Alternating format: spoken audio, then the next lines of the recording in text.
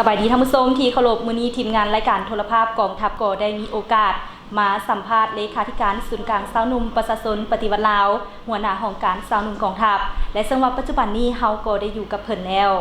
ข้าพเจ้าพันเอกสุดใจมหาวงศ์เลขาธิการศูนย์กลางสาวหนุ่มประชาชนปฏิวัติลาวหัวหน้าของการสาวหนุ่มกองทัพของการสาวหนุ่มของพวกข้าพเจ้าก็เป็นหัวหน่วยการจัดตั้งหนึ่งที่เคลื่อนไหวภายใต้การนำพาชี้นำจากองค์คณะพรรคกลุ่มใหญ่การเมืองกองทัพเป็นเสนาธิการให้แก่คณะพรรคกระทรวงป้องกันประเทศในการคุ้มครองเวียกงานสาวหนุ่มก็คือเป็นเสนาธิการให้แก่กลุ่มใหญ่การเมืองกองทัพในการดำเนินเวียกงานสาวหนุ่มอยู่ในขั้นกระทรวงสำหรับหน้าที่วิชาเฉพาะของห้องการสาวหนุ่มของพวกข้าพเจ้าแม่นมีอยู่7หน้าที่เนาะหน้าที่อันที่1แม่นค้นคว้านำเสนอคณะพรรคกระทรวงป้องกันประเทศก็คือกลุ่มใหญ่การเมืองกองทัพเกี่ยวกับการหันบรรดากฎหมายข้อกำหนดกฎระเบียบมติก็คือทัศนะของพรรคและกฎระเบียบของศูนย์กลางสาวหนุ่มประชาชนปฏิวัติลาวให้กลายมาเป็นข้อกำหนดกฎระเบียบและนิติกรรมแผนการเคลื่อนไหวตัวจริงให้แทะเหมาะกับจุดพิเศษของสาวหนุ่มกองทัพสำหรับหน้าที่อันที่2ของพวกข้าพเจ้าก็แม่นค้นคว้านำเสนอขั้นถึงเกี่ยวกับการปรับปรุงก่อสร้างนิติกรรมต่างๆโดยเฉพาะเอกสารอบรมทางด้านการเมืองอบรมวิชาเฉพาะเวียกงานสาวหนุ่มและหน้าที่อันที่3ก็แม่นค้นคว้านำเสนอขั้นถึงเกี่ยวกับวิธีการศึกษาอบรมการเมืองนำพาแนวคิดโดยเฉพาะและแม่นในทันแถวที่เป็นสมาชิกสาวหนุ่มสำหรับหน้าที่การเมืองอันที่4ของพวกข้าพเจ้าก็แม่นค้นคว้ากำหนดเกี่ยวกับทิศทางหน้าที่ในการปลุกระดมคนขวยเต้าโฮมกำลังแหงของสมาชิกสาวหนุ่มเข้าในการจัดตั้งปฏิบัติบรรดาหน้าที่วิชาเฉพาะและก็หน้าที่การเมืองของแต่ละกลุ่มกองประกอบส่วนเฮ็ดสำเร็จหน้าที่การเมืองของกองทัพและหน้าที่อันที่5ของพวกเฮาค้นคว้านำเสนอขั้นถึงเนาะปฏิบัติเวียกงานแข่งขันย่องยออยู่ในทันแถวสาวหนุ่มของกองทัพและก็หน้าที่อันที่6ของห้องการสาวหนุ่มของพวกเฮาก็แม่นค้นคว้านำเสนอขั้นถึงเกี่ยวกับการสร้างบรรดาแผนยุทธศาสตร์โครงการก็คือแผนพัฒนาสาวหนุ่มเนาะเพื่อปรับปรุงก่อสร้างการจัดตั้งสาวหนุ่มให้มีความเติบใหญ่เข้มแข็งหนักแน่นทางด้านการเมืองแนวคิดและการจัดตั้งและสำหรับหน้าที่อันสุดท้ายขององค์การสาวหนุ่มพวกข้าพเจ้าก็เป็นมีหน้าที่ในการชี้นำบรรดาการจัดตั้งคณะสาวหนุ่มอยู่กลุ่มกองหักฐานเพื่อจัดตั้งปฏิบัติบรรดาข้อกำหนดกฎระเบียบและก็นิติกรรมที่คันถึงได้ชี้นำเนาะให้ถูกต้องสอดคล้องกับหน้าที่การเมืองของกลุ่มกองโดยปฏิบัติตาม4หน้าที่ใหญ่สรุปแผนงานขององค์คณะพรรคกระทรวงป้องกันประเทศก็คือทิศทางแผนนโยบายของกลุ่มใหญ่การเมืองกองทัพในระยะ5ปีที่ผ่านมาโครงการสาวหนุ่มของพวกข้าพเจ้าก็ได้นำพากลุ่มกองจัดตั้งปฏิบัติบรรดาหน้าที่ใหญ่คือหน้าที่อันที่1แล้วก็เป็นหน้าที่เฮ็ดให้สภาพมีความสงบซึ่งว่าในระยะผ่านมาโครงการสาวหนุ่มพวกข้าพเจ้าก็ได้นำพาจัดตั้งเสื่อมซึมและก็พันขยายแนวทางป้องกันชาติทั่วกองสุมฮอดด้านเข้าสู่กลุ่มกองในทันแถวพนักงานสมาชิกพรรคก็คือพนักงานสมาชิกสาวหนุ่มในทั่วกองทัพปัญหาที่2ของการสาวหนุ่มพวกข้าพเจ้าได้เอาใจใส่ขยายการพัวพันร่วมมือกับบรรดาคณะสาวหนุ่มฝ่ายปกครองเพื่อพร้อมกันแลกเปลี่ยนบทเรียนและก็ปลุกระดมคนขวยวัตถุปัจจัยไปมอบให้กับประชาชนกลุ่มกองทหารและประชาชนที่ถูกอุทกภัยจากภัยธรรมชาติในแต่ละปีและพิเศษและมัน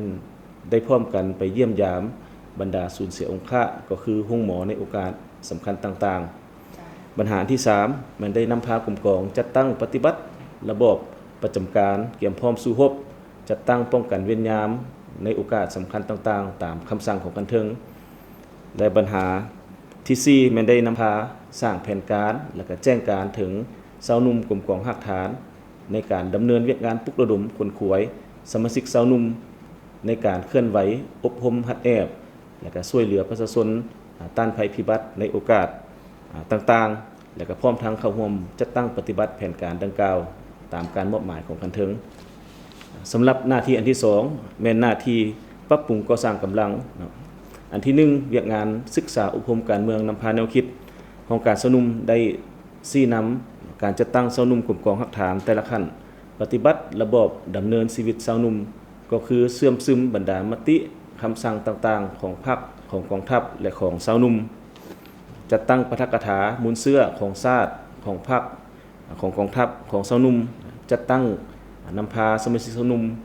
ไปเยี่ยมยามหอมูลเสื้อหอพิพิธภัณฑ์เขตอนุสรณ์สถานผู้นำต่างๆเพื่อเป็นการศึกษาอบรมสมาชิกชาวนุ่มทางด้านธาตุแท้มูลเสื้อก็คือแบบแผนการดำรงชีวิตแบบแผนวิธีเวียกให้แก่สมาชิกชาวนุ่มเพื่อยกสูงสติระวังตัวให้แก่สมาชิกชาวนุ่มของพวกเขาอันที่2แม่นเวียกงานปรับปรุงการจัดตั้งแม่นได้ชี้นำการจัดตั้งชาวนุ่มแต่ละขั้นในกองทัพดำเนินกองประชุมใหญ่และกองประชุมผู้แทนชาวนุ่มขั้นของตนสำเร็จตามระดับคาดหมายอันที่2แม่นได้นำพาปรับปรุงเอกสารฝึกอบรมเวียกงานชาวนุ่มให้กับพนักงานและสมาชิกชาวนุ่มสำเร็จโดยพื้นฐานและอันที่3ก็แม่นได้ชี้นำกลุ่มกองหักฐานปฏิบัติข้อกำหนดของคณะประจำพรรคกระทรวงป้องกันประเทศเกี่ยวกับเวียกงานชาวนุ่มอยู่ในกองทัพปรับปรุงแบบแผนวิธีเวียกของพนักงานคณะชาวนุ่มอยู่กลุ่มกองหักฐานก็คือขยายการจัดตั้งของชาวนุ่มตามกฎระเบียบของศูนย์กลางชาวนุ่มประชาชนปฏิวัติลาววางออกและอันที่3เกี่ยวกับเวียกงานขบวนการแม่นได้ชี้นำกำลังแรงของชาวนุ่มเคลื่อนไหวประกอบส่วนเป็นกำลังแรงต้นต่อในการปฏิบัติหน้าที่วิชาเฉพาะและก็หน้าที่การเมืองประกอบส่วนเฮ็ดสำเร็จหน้าที่ของกลุ่มกองและในนั้นแม่นชาวนุ่มของพวกเฮาได้เป็นกำลังต้นต่อในการเฮ็ดหน้าที่ฝึกแอบหำเฮียนเกี่ยมพร้อมสู่รบลงก่อสร้างรากฐานการเมืองพัฒนาชนบทรอบด้านเข้าร่วมซ่อมรบอยู่ภายในและก็ร่วมกับกองทัพเพื่อนมิตรจำนวนหนึ่งปฏิบัติระบบประจำการป้องกันเวรยามช่วยเหลือประชาชนที่ถูกผลกระทบจากภัยน้ำท่วมในขอบเขตทั่วประเทศกระบวนการปรับปรุงแก้ไขชีวิตการเป็นอยู่ก็เห็นว่ามีหลายด้านได้รับการปรับปรุงและก็พ้นเด่นในตลอดระยะที่ผ่านมาการจัดตั้งชาวนุ่มขั้นต่างๆอยู่กลุ่มกองหักฐานก็สามารถสร้างรายรับเพิ่มเข้ากลุ่มกองได้10ตื้อกว่ากีบและมีการสร้างตั้งกองทุนของชาวนุ่มนับแต่ขั้นกระทรวงลงหอบกลุ่มกองหักฐาน16ตื้อกว่ากีบนอกจากนั้นเวียกงานขบวนการก็ได้ส่งเสริมให้กับพนักงานสมาชิกชาวนุ่มของพวกเขาได้เข้าร่วมเคลื่อนไหวขบวนการทางด้านชีวิตวัฒนธรรมขบวนการศิลปะวรรณคดีเพื่อประกอบส่วนสร้างบรรยากาศฟดฟื้นอยู่ภายในกลุ่มกองในโอกาสสำคัญต่างๆและอีกขบวนการหนึ่งที่เป็นสิ่งที่สำคัญและก็เป็นสัญลักษณ์ของชาวนุ่มของพวกเขาก็เป็นขบวนการตบบุญแทนคุณถือว่าพวกเขาได้ชี้นำและปฏิบัตินับแต่ขั้นกระทรวงลงขั้นหักฐานและมันเคลื่อนไหวโครงการตบบุญแทนคุณต่อกับพนักงานปฏิวัติอาวุโสบำนาญและพนักงานอดีตการนำชาวนุ่มของพวกเขาในโอกาสสำคัญต่างๆและเกี่ยวกับข้อแข่งขันซีบุ๊กก็เป็นขบวนการอันนึงที่พวกเขาได้รับการเอาใจใส่และก็สุกยู่ปลุกระดมคนขวยชาวนุ่มของพวกเขาเข้าร่วมอย่างพร้อมเพรียงซึ่งในระยะผ่านมาแม่นชาวนุ่มกองทัพของพวกเขานับแต่ขั้นกระทรวงลงฮอดกรมกองหักฐานก็สามารถสร้างได้นามยศชาวนุ่มซีบุ๊กในแต่ละปีและก็แต่ละสมัยก็มันได้รับทุ่งไซน้ำหน้าจากศูนย์กลางชาวนุ่มพิเศษในโอกาสวันสร้างตั้งคณะชาวนุ่มประชาชนปฏิวัติลาวครบรอบ65 ปีเวียกงานแข่งขันย่องยอ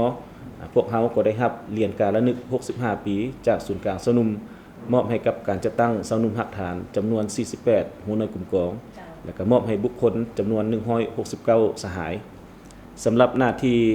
รับประกันพระราชการเทคนิคในระยะที่ผ่านมาถือว่าห้องการชาวนุ่มของพวกข้าพเจ้าก็ได้นำพากลุ่มกองในการคุ้มครองนำใช้งบประมาณรายรับรายจ่ายอุปกรณ์พาหนะเทคนิค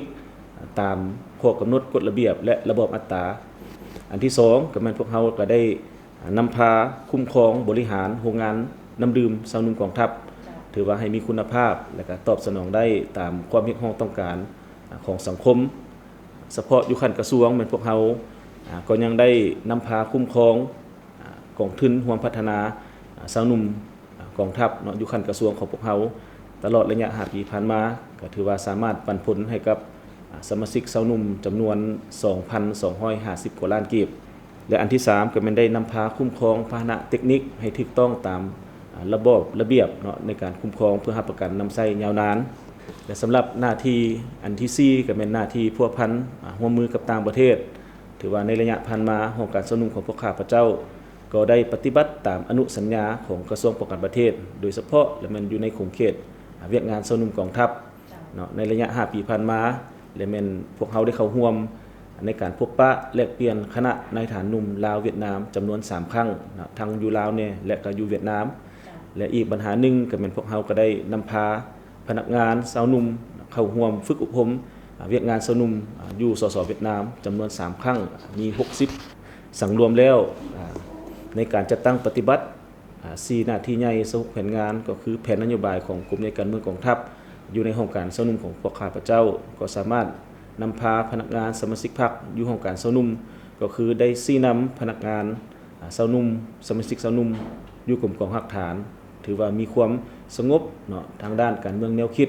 มีความจงรักดีต่อพรรคต่อชาติและก็มีสติต่อระเบียบวินัยเข้มงวดมีความสามัคคีเป็นปึกแผ่นแน่นหนาและก็ยอมเสียสละตนเองเพื่อเฮ็ดหน้าที่ที่พรรครัฐมอบหมายให้ท่านผู้ชมที่ผ่านไปนั่นก็แมนการให้สัมภาษณ์ของสหายพันเอกสุดใจมหาวงศ์เลขาธิการศูนย์กลางสาวหนุ่มประชาชนปฏิวัติลาวหัวหน้าองค์การสาวหนุ่มกองทัพซึ่งเพิ่นก็ได้ยกให้เห็นถึงพระบทบาทหน้าที่การเมืองและเวียกงานวิชาเฉพาะขององค์การสาวหนุ่มกองทัพให้ทางรายการของพวกเราได้รับรู้มหนี้เวลาของทางรายการโทรภาพกองทัพก็ได้หมดเวลาเพียงเท่านี้ขอบใจทุกท่านที่ให้เกียรติติดตามรับชมสำหรับมื้อนี้ลาท่านผู้ชมไปก่อนสบายดี